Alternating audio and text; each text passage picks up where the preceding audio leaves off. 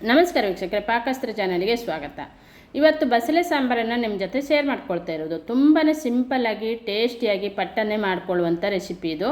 ನಾನು ಹೇಗೆ ಮಾಡಿದೆ ಅನ್ನೋದನ್ನು ವಿಡಿಯೋದಲ್ಲಿ ಪೂರ್ತಿಯಾಗಿ ನೋಡಿ ವೀಕ್ಷಕರೇ, ನಾನು ಬಸಳೆಯನ್ನು ಪಾಟಲ್ಲಿ ಬೆಳೆಸಿರೋದಿದು. ತುಂಬ ಚೆನ್ನಾಗಿ ಬೆಳೆದಿದೆ ನೋಡಿ. ಇದರಲ್ಲಿ ಸ್ವಲ್ಪ ಕಟ್ ಮಾಡ್ಕೊಳ್ತೇನೆ. ನಾನು 15 ದಿನಕ್ಕೆ ವಾರಕ್ಕೊಮ್ಮೆ ಬಸಳೆಯನ್ನು ಕಟ್ ಮಾಡಿ ಮನೆಯಲ್ಲೇ ಬೆಳ್ಕೊಂಡು ನಮಗಾಗುವಷ್ಟು ಬಸಳೆಯನ್ನು ನಾನು ಪಾಟಲ್ಲೇ ಬೆಳೆಸ್ಕೊಂಡಿರ್ತೇನೆ. ಇದಕ್ಕೆ ನಾನು ಮನೆಯಲ್ಲಿರುವ ವೇಸ್ಟ್ ತರಕಾರಿಗಳನ್ನೆಲ್ಲ ಕಟ್ ಮಾಡಿದ ವೇಸ್ಟನ್ನು ಹಾಕೋದು, ಅದನ್ನು ಸ್ವಲ್ಪ ಗೊಬ್ಬರ ಮಾಡಿ ಹಾಕ್ಕೊಳ್ಬೇಕು. ನಂತರ ಸಗಣಿ ಗೊಬ್ಬರ ಹಾಕ್ತೇನೆ. ಇಲ್ಲ ಅಂದರೆ ಈ ಫಿಶ್ ಕಟ್ ಮಾಡಿದಾಗ ಅದರ ನೀರನ್ನು ಒಂದು ಗ್ಲಾಸ್ ಆಗೋಷ್ಟು ನೀರನ್ನು ಹಾಕಿದರೆ ಆಯಿತು. ಇದು ಬಸಳೆ ಪಾಟನ್ನು ನಾನು ಮನೆ ಹಿಂದ್ಗಡೆ ಇಟ್ಟಿದ್ದೆ, ಹಾಗಾಗಿ ಫಿಶ್ಶಿನ ನೀರು ಹಾಕೋದ್ರಿಂದ ಸ್ಮೆಲ್ಲಾಗಲಿ ಏನೂ ಬರೋದಿಲ್ಲ. ಹಾಗಾಗಿ ಅದನ್ನು ನಮಗೆ 15 ದಿನಕ್ಕೊಮ್ಮೆ ಬಸಳೆ ಕಟ್ ಮಾಡುವಷ್ಟು ಬಸಳೆನೂ ನಾವು ಬೆಳ್ಕೊಳ್ಬೋದು. ಈಗ ಸ್ವಲ್ಪ ಕಟ್ ಮಾಡ್ಕೊಂಡಿದೆ. ಇದನ್ನು ದಂಟನ್ನು ಮತ್ತು ಸೊಪ್ಪನ್ನು ಸಪ್ರೇಟ್ ಮಾಡ್ಕೊಳ್ಳೋಣ. ಈಗ ದಂಟನ್ನಷ್ಟೇ ನಾನು ಕುಕ್ಕರಲ್ಲಿ ಹಾಕಿ ಇದನ್ನು ಚೆನ್ನಾಗಿ ಈಗ ಬೇಯಿಸ್ಕೊಳ್ಬೇಕು. ಸೊಪ್ಪನ್ನು ನಾನು ಆನಂತರ ಸಪ್ರೇಟಾಗಿ ಬೇಯಿಸ್ಕೊಳ್ಳೋಣ. ದಂಟನ್ನಷ್ಟೇ ಈಗ ಬೇಯಿಸ್ಕೊಳ್ಳೋದು. 2 ಟೊಮೆಟೊ, 1 ಈರುಳ್ಳಿಯನ್ನು ತೊಗೊಂಡಿದ್ದೆ. ಇದನ್ನು ಸಣ್ಣದಾಗಿ ಕಟ್ ಮಾಡಿಕೊಂಡು ಈಗ ಕುಕ್ಕರಿಗೆ ದಂಟು, ಟೊಮೆಟೊ ಮತ್ತು ಈರುಳ್ಳಿಯನ್ನು ಹಾಕ್ಕೊಳ್ಳೋಣ.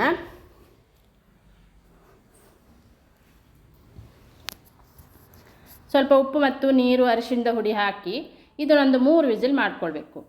ಈ ದಂಟನ್ನು ಬೇಯಲಿಕ್ಕೆ ತುಂಬ ಟೈಮ್ ತಗೊಳ್ಳೋದ್ರಿಂದ ನಾನು ಕುಕ್ಕರಲ್ಲಿ ಹಾಕ್ತಾ ಇರೋದು. ಸೊಪ್ಪನ್ನು ಮಾತ್ರ ಸಪ್ರೇಟಾಗಿಯೇ ಓಪನ್ ಆಗಿ ಬೇಯಿಸ್ಕೊಳ್ಳೋಣ. ಈಗ ಇದನ್ನು ಕುಕ್ಕರಲ್ಲಿ ಒಂದು 3 ವಿಸಿಲ್ ಮಾಡಿಕೊಂಡ್ರೆ ದಂಟು ಮೆತ್ತಗಾಗಿ ಚೆನ್ನಾಗಿ ಬೆಂದುಬಿಡುತ್ತೆ. ಇದು ಬೇಯುವಷ್ಟೊತ್ತಿಗೆ ಮಸಾಲೆಯನ್ನು ರೆಡಿ ಮಾಡ್ಕೊಳ್ಳೋಣ. ಇಲ್ಲಿ ಒಂದು ಬೌಲ್ ಆಗುವಷ್ಟು ಹಸಿ ತೆಂಗಿನಕಾಯಿ ತುರಿಯನ್ನು ತಗೊಂಡಿದ್ದೆ. ಒಂದು 5-6 ಬ್ಯಾಡಗಿ ಮೆಣಸಿನ್ಕಾಯಿಯನ್ನು ತಗೊಂಡಿದ್ದೆ.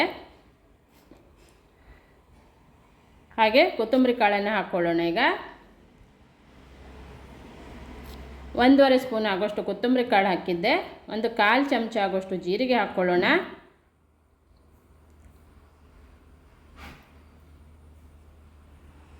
ಒಂದು 10-20 ಮೆಂತ್ಯ ಕಾಳನ್ನು ಹಾಕಿದ್ದೆ. ಎಲ್ಲ ಮಸಾಲೆಯನ್ನು ಹುರಿದು ಹಾಕಿರುವಂಥ ಮಸಾಲೆವು. ಒಂದು 10-20 ಕಾಳು ಮೆಣಸನ್ನು ಹಾಕ್ತಾ ಇರೋದು. ಎಲ್ಲ ಮಸಾಲೆ ಹುರಿದಂಥ ಮಸಾಲೆ. 1 ಸ್ಪೂನ್ ಆಗೋಷ್ಟು ಉದ್ದಿನಬೇಳೆಯನ್ನು ಕೂಡ ಕೆಂಪಾಗಿ ಹುರ್ಕೊಳ್ಬೇಕು. ಅದನ್ನು ಕೂಡ ಹಾಕಿದ್ದೆ ನಾನಿಲ್ಲಿ. ಉದ್ದಿನಬೇಳೆಯನ್ನು ಈ ರೀತಿ ಕೆಂಪಾಗಿ ಹುರಿದಾಗ ಅದು ಟೇಸ್ಟು ಚೆನ್ನಾಗೇ ಬರುತ್ತೆ, ಹಸಿ ಉಳಿಬಾರ್ದು. ಈಗ ಒಂದು ಸಣ್ಣ ಪೀಸ್ ಆಗೋಷ್ಟು ಹುಣಸೆ ಹುಳಿಯನ್ನು ಹಾಕ್ಕೊಳ್ಳೋಣ.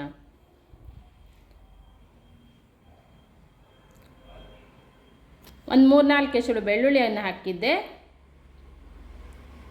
ಈರುಳ್ಳಿ ನಾನು ಬೇಯುವಾಗ ಹಾಕಿರೋದ್ರಿಂದ ಈರುಳ್ಳಿಯನ್ನು ಹಾಕಲಿಲ್ಲ, ಬೇಕಾದರೆ ಹಾಕ್ಕೊಳ್ಬೋದು. ಈಗ ಇವನ್ನೆಲ್ಲ ಮಿಕ್ಸಿ ಬೌಲಲ್ಲಿ ಹಾಕಿ ಇದನ್ನು ರುಬ್ಕೊಂಡು ತಗೊಬರ್ತೇನೆ. ಈಗ ಇದಕ್ಕೆ ನೀರು ಹಾಕದೇನೆ ನಾನು ಹಾಗೇ ರುಬ್ತಾ ಇರೋದು ನೋಡಿ. ಮೊದಲು ಮಸಾಲೆಯನ್ನಷ್ಟೇ ಪುಡಿ ಮಾಡಿಕೊಂಡಿದ್ದೆ, ನಂತರ ತೆಂಗಿನಕಾಯನ್ನು ರುಬ್ಕೊಳ್ಳೋಣ. ಬಸಳೆ ಬೇಯುವಾಗ ನೀರಿರುತ್ತೆ, ನಾನು ತುಂಬ ತಿಳು ಮಾಡ್ತಾಯಿಲ್ಲ. ಹಾಗಾಗಿ ಈ ಥರ ಉದುರಾಗಿಯೇ ಅದನ್ನು ತರಿಯಾಗಿಯೇ ಅದನ್ನು ರುಬ್ಕೊಂಡು ತೊಗೊಬಂದಿದ್ದೆ. ಈಗ ಒಂದು ಪಾತ್ರೆ ತೊಗೊಂಡು ಒಂದು 2 ಸ್ಪೂನ್ ಆಗೋಷ್ಟು ತೆಂಗಿನೆಣ್ಣೆ ಹಾಕ್ಕೊಳ್ಳೋಣ. ಒಂದು ಅರ್ಧ ಸ್ಪೂನ್ ಆಗೋಷ್ಟು ಉದ್ದಿನಬೇಳೆ ಹಾಕಿದ್ದೆ. 1 ಸ್ಪೂನು ಸಾಸಿವೆ ಹಾಕ್ಕೊಳ್ಳೋಣ. ಹಾಗೆ 1 ಚಿಟಿಕೆ ಜೀರಿಗೆ ಹಾಕ್ಕೊಳ್ಬೇಕು. ನಂತರ ಸ್ವಲ್ಪ ಕರಿಬೇವನ್ನು ಹಾಕ್ಕೊಳ್ಬೇಕು.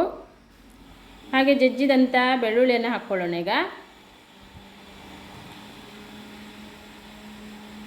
ಇಲ್ಲಿ ಈರುಳ್ಳಿ ಟೊಮೆಟೊ ನಾನು ಬಸಳೆ ದಂಟು ಬೇಯುವಾಗ ಹಾಕಿರೋದ್ರಿಂದ ಹಾಕುವ ಅವಶ್ಯಕತೆ ಇಲ್ಲ. ಒಂದು ವೇಳೆ ನಿಮಗೆ ಇಲ್ಲಿ ಒಗ್ಗರಣೆಯಲ್ಲಿ ಫ್ರೈ ಮಾಡಿಕೊಂಡು ಕೂಡ ಮಾಡ್ಕೊಳ್ಬೋದು. ಈರುಳ್ಳಿ ಟೊಮೆಟೊ ಇವಾಗ ಹಾಕ್ಕೊಂಡು ಫ್ರೈ ಮಾಡ್ಕೊಳ್ಬೋದು. ಈಗ ಸಣ್ಣದಾಗಿ ಕಟ್ ಮಾಡಿದಂಥ ಸೊಪ್ಪನ್ನು ಕೂಡ ಹಾಕ್ಕೊಳ್ತಾ ಇದ್ದೆ ನೋಡಿ. ಸೊಪ್ಪನ್ನು 3-4 ಸಲ ವಾಶ್ ಮಾಡ್ಕೊಂಡು ನಂತರನೇ ಕಟ್ ಮಾಡಿಕೊಂಡ್ರೆ ಚೆನ್ನಾಗಿ ಅನಿಸುತ್ತೆ. ಅದರಲ್ಲಿ ಹೊಯ್ಗೆ ಇರುತ್ತೆ, ಮಣ್ಣು ಎಲ್ಲ ಇರುತ್ತೆ. ಹಾಗಾಗಿ ಮೊದಲು ಅದನ್ನು 3-4 ಸಲ ವಾಶ್ ಮಾಡ್ಕೊಂಡ ನಂತರ ಸೊಪ್ಪನ್ನು ಸಣ್ಣದಾಗಿ ಕಟ್ ಮಾಡಿಕೊಂಡ್ರೆ ತುಂಬ ಚೆನ್ನಾಗಿ ಕ್ಲೀನ್ ಆಗುತ್ತೆ. ಈಗ ಸೊಪ್ಪು ಹಾಕಿ ಚೆನ್ನಾಗಿ ಮಿಕ್ಸ್ ಮಾಡ್ಕೊಳ್ಳೋಣ.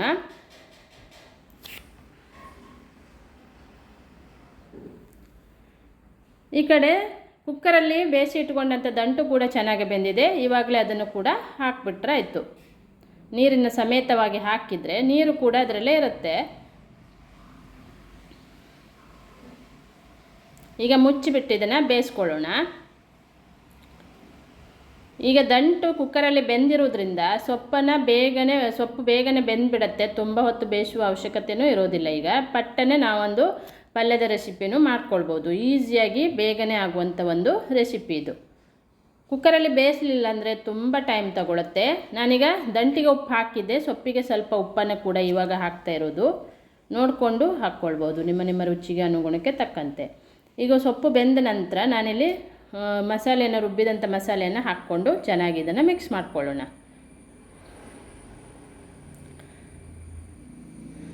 ಈಗ ನಾನಿಲ್ಲಿ ರಸಂ ಪುಡಿ 1 ಸ್ಪೂನ್ ಆಗೋಷ್ಟು ರಸಂ ಪುಡಿಯನ್ನು ಹಾಕ್ತಾಯಿದ್ದೆ. ಈ ರಸಂ ಪುಡಿ ಹಾಕೋದ್ರಿಂದ ಟೇಸ್ಟ್ ಚೆನ್ನಾಗಿ ಬರಲಿ ಅಂತೇಳಿ ಹಾಕ್ತಾ ಇರೋದು. ಈಗ ರುಬ್ಬಲಿಕ್ಕೆ ನಾನು ಬ್ಯಾಡಗಿ ಮೆಣಸಿನ್ಕಾಯಿ ಹಾಕಿದ್ದೆ, ಆದರೆ ಈಗ ರಸಂ ಪುಡಿ 1 ಸ್ಪೂನ್ ಹಾಕೋದು ಟೇಸ್ಟಿಗಾಗಿ ಹಾಕ್ತಾಯಿದ್ದೆ. ತುಂಬ ಚೆನ್ನಾಗಾಗತ್ತೆ. ಈಗ ಮಸಾಲೆ ಹಾಕಿದ ನಂತರ ಸ್ವಲ್ಪ ಉಪ್ಪನ್ನು ಹಾಕ್ಕೊಂಡಿದ್ದೆ. ನೋಡಿ, ಉಪ್ಪು ಕಡಿಮೆ ಅನಿಸಿದ್ರಷ್ಟೇ ಹಾಕ್ಕೊಳ್ಬೋದು. ನಿಮಗೆ ಸೊಪ್ಪು ಬೇಯುವಾಗ ದಂಟು ಬೇಯುವಾಗಲೂ ಉಪ್ಪು ಹಾಕಿದ್ದೆ, ನೋಡಿಕೊಂಡು ಉಪ್ಪನ್ನು ಹಾಕ್ಕೊಳ್ಬೇಕು. ಈಗ ಒಂದು ಸಣ್ಣ ಪೀಸ್ ಆಗುವಷ್ಟು ಬೆಲ್ಲವನ್ನು ಹಾಕ್ಕೊಳ್ಳೋಣ.